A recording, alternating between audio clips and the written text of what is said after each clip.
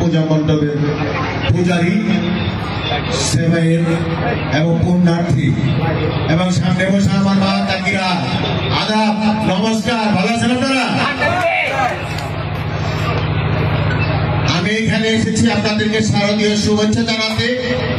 আমার দলের ভারপ্রাপ্ত চেয়ারম্যান জনাব তারেক রহমান আমাদেরকে নির্দেশ দিয়েছেন সারা বাংলাদেশে যতগুলো মন্দিরে পূজা মন্দির আছে আমরা বিএনপি, ছাত্রদল, যুবদল, স্বেচ্ছাসেবক দলের নেতৃবৃন্দ যেন ভোটে আগলে রেখে এই শারদীয় দুর্গোৎসবকে সত্যিকারে আনন্দময় একটি উৎসবের রূপ প্রদান করি, সেই ব্যাপারে সহযোগিতা করার জন্য আমরা সারা বাংলাদেশের ন্যায় সাভারের প্রতিটি মণ্ডপ এবং মন্দিরে আমরা বিএনপির নেতৃবৃন্দ বিভিন্ন সময় গতকাল কবুদয় আমাদের সাভারের সাবেক এমপি ডাক্তার দেওয়ান মোহাম্মদ সালাউদ্দিন বাবু ভাই সহ অন্যান্য নেতৃবৃন্দ আসছিলেন।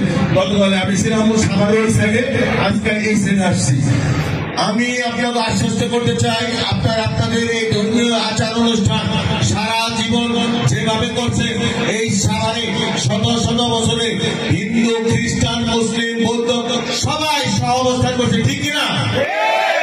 আমরা যখন ঈদ প্লাবন আসে আপনারা আমাদের বাড়িতে বেড়াতে যান, আপনাদের পূজা আমরা যে বৈঠক এসেছি। আমরা চাই এই এলাকার যে সৌন্দর্য, ধর্মীয় যে সহানুভূতি, ধর্মীয় যে শিষ্টাচার, আমরা যেন প্রত্যেকের জায়গাতে প্রত্যেকের সহযোগী হিসাবে কাজ করি। আমরা আপনাদের পাশে আছি। আপনারা সুন্দরভাবে আপনাদের এই উৎসব শেষ না করা পর্যন্ত আমরা আপনাদের পাশে আছি। আর দাদাজি বলেন মন্দিরের কথা, আপনারা মন্দিরের জায়গার জন্য কাজ শুরু করুন। আমি আমার ব্যক্তিগত পক্ষ থেকে সহযোগিতা করবো মন্দিরের জন্য। আমি যদি কখনো কোনো দায়িত্ব পাই আমি কথা দিলাম এই মন্দিরের জন্য সর্বোচ্চ সহযোগিতা আমি করবো। আপনার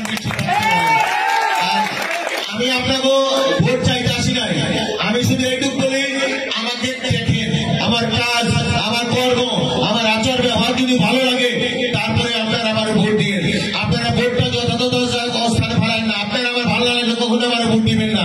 আমি এমন একজন মানুষ, আমি ওয়াদা করছি সাভারের মানুষের মন জয় করে আমি ভোট দেবো ইনশাল্লাহ। আগামী জাতীয় সংসদ, আগামী জাতীয় সংসদ নির্বাচনে এই সাভারের প্রাণ পুরুষ ডাক্তার দেওয়ান মোহাম্মদ সালাউদ্দিন বাবু ভাইকে ধানের শীষে ভোট দিবেন এবং পরবর্তী মেয়র নির্বাচনে আমি আপনাদের পাশে থাকবো। আপনারা যদি আপনাদের বিবেক বিবেচনা মনে হয় যে এই ঘোষেতলম আপনাদের সন্তান, আপনাদের ভাই, তার কথা কাজে মিল আছে, তাকে ভোট দেওয়া যায়, তখনও দিবেন, তার আগে ভোট চাই না। ধন্যবাদ সবাইকে। সুন্দরভাবে সুস্থভাবে আপনারা পূজা শেষ করবেন এই কামনা করি। আর আমি আমার পক্ষ থেকে আমি একটা শুভেচ্ছা বার্তা নিয়ে আসছি, আমি মন্দির কমিটির প্রিয়জন হাতে দিয়ে গেলাম। ধন্যবাদ।